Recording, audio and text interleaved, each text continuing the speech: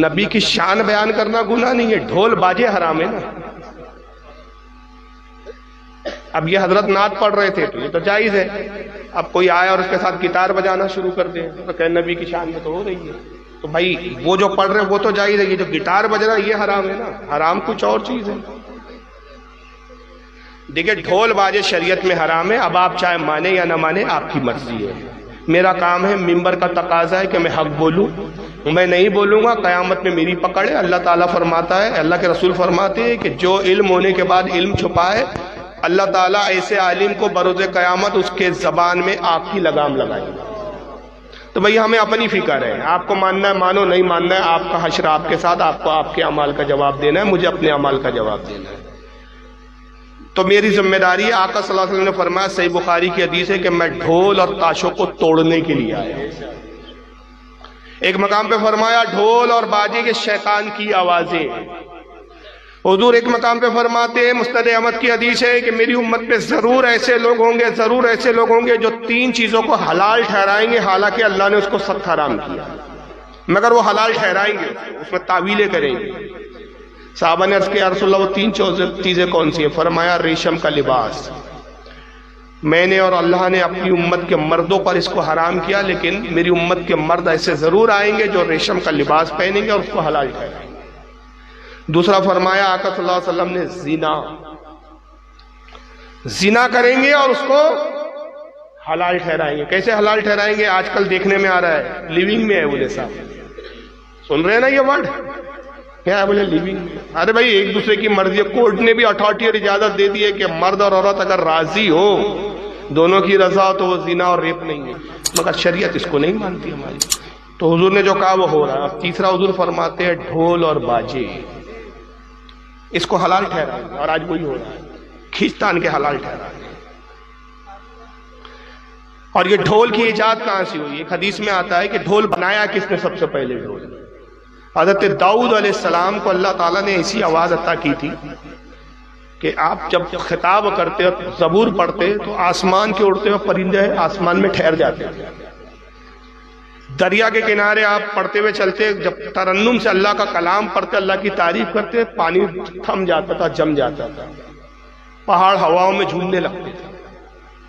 تو آپ ہر ہفتے ایک مجلس منعقد کرتے اور وہاں اللہ کے عذاب سے لوگوں کو ڈراتے اور اللہ کی طرف بلاتے۔ جب عذاب الہی پر آپ بیان کرتے، لوگوں پر ایسا خوف طاری ہوتا، محفل آواز ختم ہوتی تو کئی لوگوں کی روحیں نکل جاتی، جنازے اٹھتے۔ تو حضرت داؤد علیہ السلام نے خیال کیا کہ یہ میری وجہ سے ہوتا ہے، میں لوگوں کو اللہ کے خوف میں ڈراتا ہوں، رلاتا ہوں، اللہ کے عذاب کی طرف بتاتا ہوں، اللہ کے عذاب سے ڈراتا ہوں تو یہ مر جاتے ہیں، تو گویا ان کی موت کا ذمہ دار میں۔ لیکن اللہ کا حکم تھا کہ آپ امت کو تبلیغ کیجئے، تو آپ نے یہ کیا کہ ہفتے کی بجائے آپ نے 15 دن میں ایک بار محفل منعقد کی، ہفتے کی محفل کو چھوڑ دیا، 15 دن میں ایک بار خطاب کرتے، تب بھی مرنے والوں کی تعداد میں کمی نہیں ہوئی۔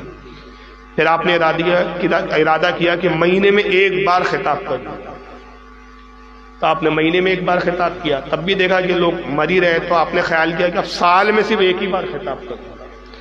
تو اللہ تعالیٰ نے وہی بھیجی حضرت داؤد کو، کہا ہے داؤد اب آپ سال میں ایک بار نہیں بلکہ مہینے میں ایک بار کیا کیجیے۔ اور اے داؤد جو آپ کی محفل وعظ میں انتقال کرتے ہیں، آپ یہ نہ سوچیں کہ آپ ان کی موت کے ذمہ دار ہیں۔ کوئی کتنا ہی بڑا گناہ گار ہو، جب آپ کی محفل وعظ میں اس کا انتقال ہوتا ہے، ہم نہ اس کا حساب لیتے ہیں نہ کتاب لیتے ہیں، اس کو جنت میں داخل کرتے ہیں۔ جب یہ اللہ نے خوشخبری سنائی حضرت داؤد علیہ السلام کو، تو ہر کوئی لوگ تمنا کرتے کہ کاش آج ہم داؤد کی محفل میں جائیں اور ہماری روح نکل جائے۔ تو یہ دیکھ کر ابلیس بڑا پریشان ہو گیا کہ داؤد کی محفل کیا ہو گئی، گویا یہ تو نجات کا ذریعہ بن گئی، تو لوگوں کو اس محفل سے کیسے برہم کریں، کیسے ہٹائیں، کیسے بکھرا دیں۔ اس نے اپنے چیلے چپاٹوں کو جمع کیا اور بڑا غور و فکر کیا، تو اس کے چیلوں نے مل کر اور ابلیس نے مل کر ایک ڈھول بنایا۔ اور یہ حدیث ہے، یہ کسی مولوی کا قول صاحب نہیں، اس کو شاہ عبدالحق مودودی سے دہلوی نے اپنی مکتوبات میں لکھا، حوالہ بھی دکھا رہا ہوں۔ اس نے بڑی محنت کے بعد ایک ڈھول بجایا، پھر اس کے سور و تال ایجاد کی، بجانے کا اس کا ڈھنگ بنایا، اور اس دن کا انتظار کرنے لگا جس دن حضرت داؤد علیہ السلام کی محفل کا دن تھا۔ ان کی واز کی محفل منعقد ہوئی، اور جیسے انہوں نے واز شروع کیا، کچھ دور پر ایک پہاڑی اور ایک ٹیلا تھا، اس ٹیلے پہ ابلیس بیٹھا اور اس نے ڈھول بجانا شروع کیا۔ جب سور و تال کے ساتھ اس نے ڈھول بجایا تو آپ کے واعظ میں سے کچھ لوگ اٹھے اور اس طرف گئے. تو آپ نے کہا اے لوگوں ادھر نہ جاؤ، خدا کی قسم جو اس طرف جائیں گا وہ گمراہ ہو جائے گا. اور انہوں نے کہا داؤد تیرا آواز تو ہم سنتے آ رہے ہیں، یہ آواز، یہ موسیقی، یہ آواز ہم نے پہلی بار سنی اور اس میں ہمیں بڑا سرور اور مزہ آ رہا ہے. ہم نے اس طرح کی آواز، اس طرح کا سرور پہلے نہیں پایا.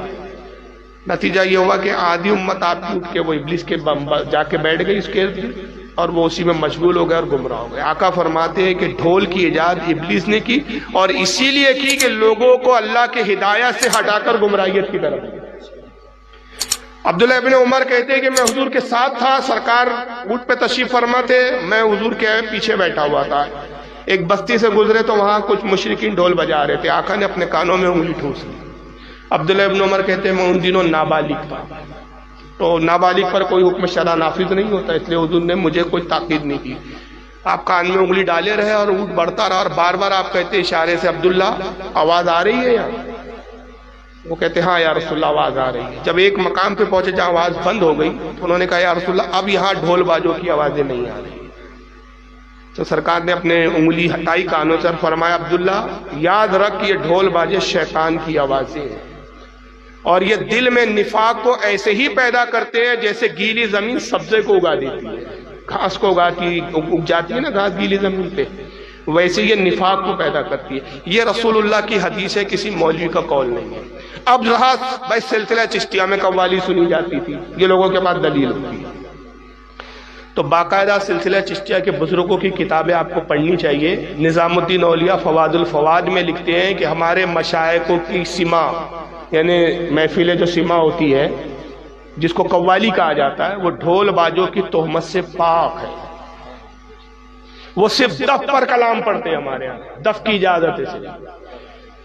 ایک زمانے میں جب نظام الدین اولیاء پہ تہمت لگی کہ نظام الدین اولیاء جو ہے صاحب ان کے ہاں جو قوالی ہوتی ہے ڈھول باجوں کے ساتھ ہوتی ہے، تو آپ نے اپنے ایک مرید خاص جو آپ کے خلیفہ بھی تھے حضرت فخر الدین کو کہا کہ فخر الدین اللہ نے تمہیں علم بھی دیا ہے، تم اس کی مذمت پر اس کے خلاف ایک کتاب لکھو اور میں اس پہ دستخط کرتا ہوں. حضرت مولانا فخر الدین نے کتاب لکھی قوالی کے خلاف، ڈھول باجوں کے خلاف. نظام الدین اولیاء نے دستخط کی اور اس میں جملے آپ نے تحریر فرمائے کہ ہمارے نزدیک ڈھول باجوں کے ساتھ قوالی ایسے ہی حرام ہے جیسے زنا حرام ہے. تو یہ سلسلہ مشائخ کے بزرگوں کا قول ہے. اب آپ نہ مانے تو آپ کی مرضی ہے، ہمارا کام ہے حق کہہ دینا. ایک کلارک سے بھی گئی بیتی حالت ہم نے اپنے امام کی کر رکھی ہے. ہم بھانڈوں کو پان کھانے والے داڑھی منڈے قوالوں کو نوازنا چاہتے ہیں جس سے امت کا کوئی فائدہ نہیں، مگر جب جھگڑے ہو، لفڑے ہو، دین پر حملہ ہو تو قوال نہیں آئیں گا سامنے جواب دینے، مولانا یاد آئے گا. جب نبی کی توہین ہو تو وہی جس کو کہہ رہے تھے آپ قوال صاحب تو نبی کی شان میں پڑھ رہے تھے، تو اس قوال کو پکڑ کے لاؤ نا گردن، نبی کی شان میں توہین جلوس نکال رہے تو قیادت کر چلا گیا آگے. وہ قوال قیادت نہیں کریں گا، قیادت مولانا کریں گا، جیل بھی مولانا جائے گا. نبی کی توہین ہو گئی، مولانا جواب آپ کو دینا. کیوں؟ قوال تو نبی کی شان بیان کرتا تھا، وہ اب کیوں نہیں آ رہا نبی کا دفاع کرنے؟ نہیں، وہ داڑھی منڈا بے نمازی جو نماز بھی نہیں پڑھتے ہو قوال. اور جب تک کفری اشعار نہیں پڑھتا دو چار تب تک نوٹوں کی بات ساتھ نہیں ہوتی اس پر. جتنے کفری اشعار پڑھیں گا اتنا ہمارا مجمع جھومے گا. اوہ مزہ آ گیا. پیر کو جب تک خدا نہ بنا دے تو مزہ ہی نہیں آتا قوالی میں بھائی صاحب. اور پیٹ بھرا پیر بھی جھومتا رہتا ہے. نہ قوم کی اصلاح کی فکر، نہ قوم کا حال. کیا حال ہوں گا؟ عذاب، یہ عذاب ہے آپ پر. ہاں کڑوا ہوتا ہے بھائی، اور یہ ممبر کا تقاضا ہے. یہ سیٹ پر ایسے ہی بولنا پڑتا ہے، تو اس سیٹ پہ بیٹھنے کا حق ہی نہیں ہے. پھر یہ آرام کی سیٹ نہیں ہے، کانٹوں بھری سیٹ ہے. اور آقا فرماتے جنت کا راستہ کانٹوں بھرا ہے اور جہنم کا راستہ سیدھا اور سپاٹ ہے. جنت تک جانا مشکل ہے بھائی صاحب، جہنم میں جانے میں تو بہت آسان ہے. اللہ کرے کہ آپ کو میرے یہ نصیحت کے جملے آپ کے ذہن و فکر میں اتر جائے، بجائے اس کے کہ آپ چیڑے ناراض ہو، اس کو غور و فکر کریں آپ میرے جملوں پر. سوچیں کہ اس سے نبی خوش ہوتے یا ناراض. خدا کی قسم اگر قوالی دین کا بہت بڑا حصہ ہوتی نا تو حضرت مولا علی تلوار لے کے جہاد پہ نہیں جاتے، امام حسین کربلا میں نہیں اترتے، ڈھولی پیٹتے بیٹھے رہتے سب. صحابہ میں ایک صحابی کا نام بتاؤ جو قوالی گاتا ہو. ایک صحابی بتا دو. حضور کے زمانے میں کون قوال تھا؟ تابعی کے زمانے میں بتا دو، تابعی کے زمانے میں بتا دو. اور لولو تو اسلام کی خدمتوں میں زندگیاں وقف کر دی، ہم نے دین اسی کو بنا دیا، اسی کو سمجھ لیا۔